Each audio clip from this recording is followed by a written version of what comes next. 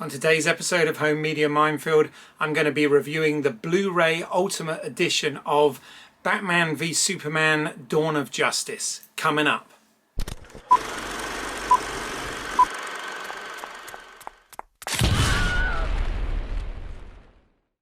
Hello, I'm Keith and welcome to Home Media Minefield, helping you with information to navigate the complexities of home cinema and home media entertainment.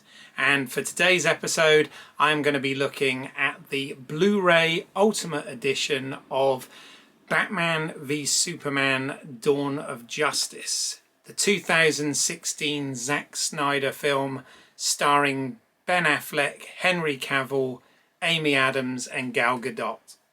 Now, with the Snyder cut of Justice League having been released this week, I thought that it would be an ideal opportunity to talk about this release of the previous film in the DC Extended Universe franchise. And I previously did an unboxing this week of the Ultimate Edition.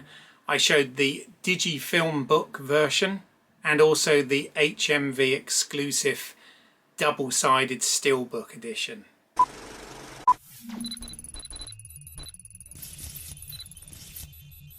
Now, in terms of release information, this film has obviously since been released on 4K UHD as well. I don't have that. I'm focusing on the Blu-ray release that I do have.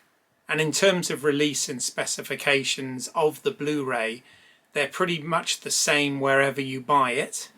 There have been different packaging options, whether it be Steelbook or, like in my case, the Filmbook, and various different packaging artwork. And it's also been available in some collector's sets as well with other movies in the franchise. But the version I'm going to cover today is really the 2-disc. The first disc includes the Ultimate Edition extended cut of the film, and the second disc has the theatrical version plus the special features. Now, this has also been released as a 3-disc edition, which includes the 3D version of the theatrical release of the film. But obviously you have to have the appropriate equipment in order to be able to play that back.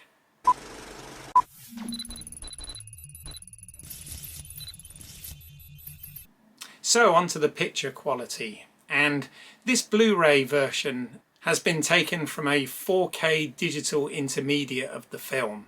Now, the film itself was shot on various film and digital formats, including some sequences in IMAX.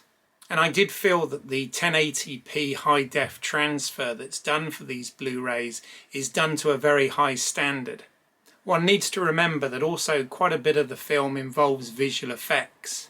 And this transfer from the 4K digital intermediate really works quite nicely. It's a very stylized looking film anyway, and the lighting and design within this film is very much intentional. Now, I've read that the 4K is obviously an improvement, not just from the obviously higher resolution, but I hear it is slightly more vibrant with the colors, and you also get a much better contrast ratio with the high dynamic range. However, if you haven't yet invested in 4K and you want to pick up the Blu-ray, this high-def transfer is more than acceptable. Now, the whole film is presented in a 240:1 aspect ratio, including the IMAX sequences. They haven't done what Christopher Nolan's done with his Batman films, where they retained the aspect ratio for the IMAX shots. As I said, people feel differently about this. It does give it some consistency though.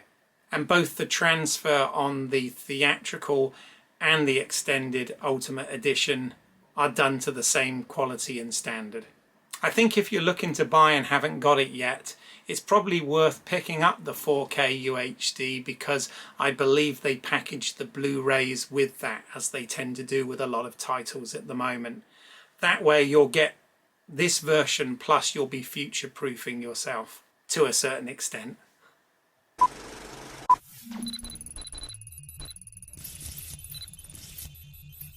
Now onto the audio, and this comes with a Dolby Atmos track, just as it does with the 4K edition as well. So You're getting the same soundtrack regardless of whether you buy it on Blu-ray or 4K UHD. Now, unfortunately, I don't have a full Dolby Atmos system to have listened to this back on, and it defaults to the 7.1 track if you don't have that equipment. But I have to say, I was incredibly impressed with the soundtrack on this.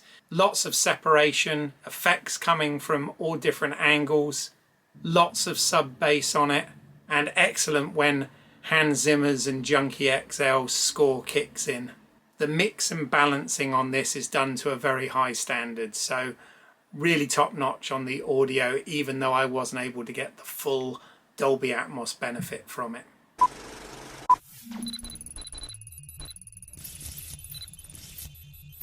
Now onto the special features, which are on the disc with the theatrical cut of the film, and you get over 90 minutes worth of featurettes on this.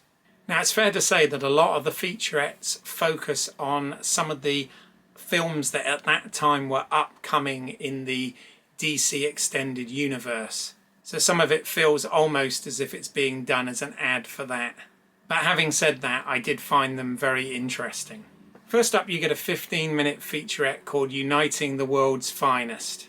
And this very much focuses on the DC origins of many of these characters and bringing the characters all together for this film. So it talks about bringing Batman, Superman and Wonder Woman all together, but also talks about the other characters that are set up in this film, such as Aquaman, The Flash and Cyborg.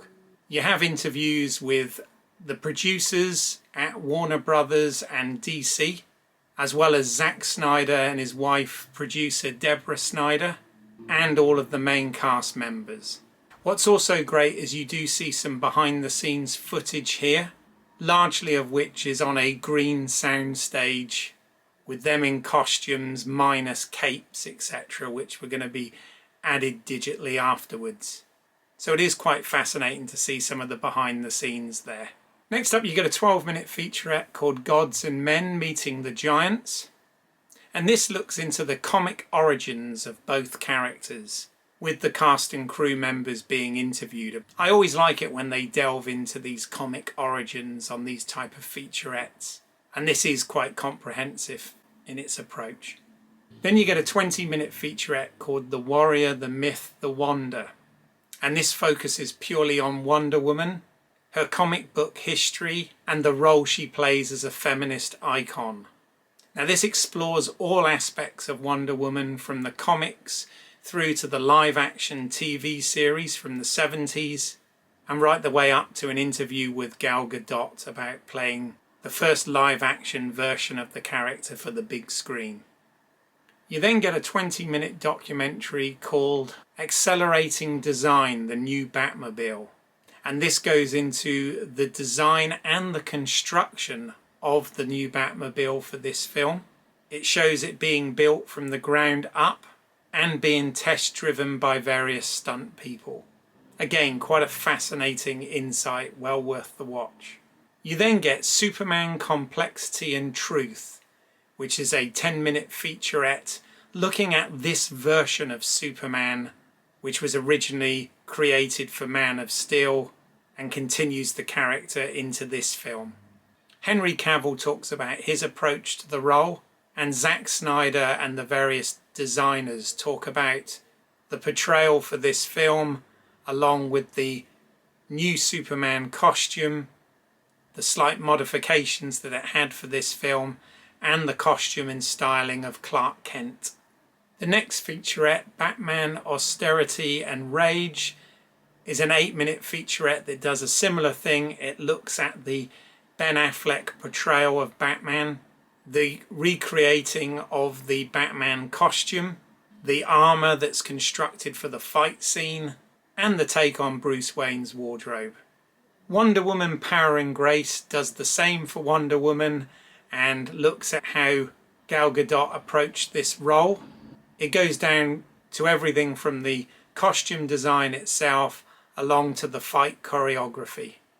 This trio of short featurettes does a really good job at discussing these versions of these characters. You then get a 10-minute featurette called Batcave, The Legacy of the Layer. And this looks at the production design of this version of the Batcave and takes you around the various aspects of the cave and shows you the details of the set. The Might and the Power of the Punch is a short featurette that breaks down the Batman and Superman fight blow by blow and talks about the strategies and weapons used in this. It's quite fun. You then get a 12-minute featurette called The Empire of Luthor, and this again digs into the character of Lex Luthor. We see his comic book origins, portrayals in other media, and Jesse Eisenberg's approach to the role. And then finally you get a 5-minute piece called Save the Bats, which talks about the conservation and preservation of bats and how important they are to the environment, and shows you some behind the scenes of the various charities that protect the bats, as well as some mild education on the creatures. And that actually rounds it up. There is no theatrical trailer included on this, which I was quite surprised by.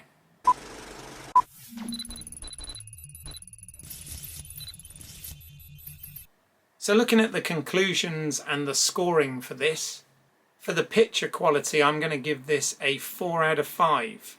Okay, you might benefit from picking up the 4K UHD version, but I actually thought that the picture quality on the Blu-ray is top notch. So I'm actually quite happy with this and not sure that I'm going to upgrade just yet. For the sound, I'm also going to give this a 4 out of 5. This has the full-on Dolby Atmos track, which is the same as you'd get on the 4K UHD. And as I already said, even though I didn't have the Dolby Atmos system to play it back on, the normal 5.1 and 7.1 audio on this is excellent. And for the special features, I'm going to give this a 3.5 out of 5. There is quite a lot here and it is of quite good quality. However, I would have liked a commentary or an immersive picture-in-picture quality like they did on Man of Steel, which they delved much deeper in, and you had much more behind-the-scenes stuff.